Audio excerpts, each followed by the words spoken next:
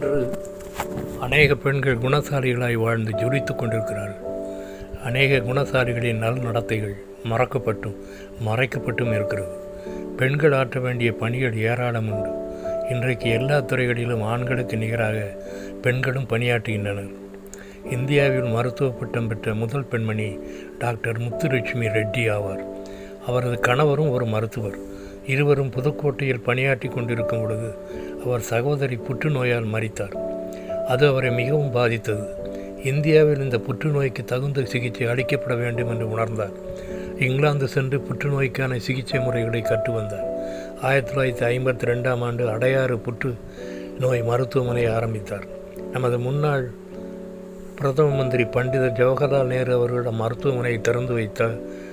சிறப்புரையாற்றினார்கள். ஆயிரக்கணக்கான நோயாளிகள் இங்கு மறுவாழ்வு பெறுகிறார்கள். அம்மையார் 1930ஆம் ஆண்டு சட்டப்பேரவையில் தேவதாசி ஒழிப்பு மசோதாவை தாக்கல் செய்தார். அநேகர் ஆதரித்தனர். ஆனால் அநேக இந்துக்கள் இது இந்து மத கலாச்சாரத்துக்கு கேடு என்று கூக்குரலிட்டனர்.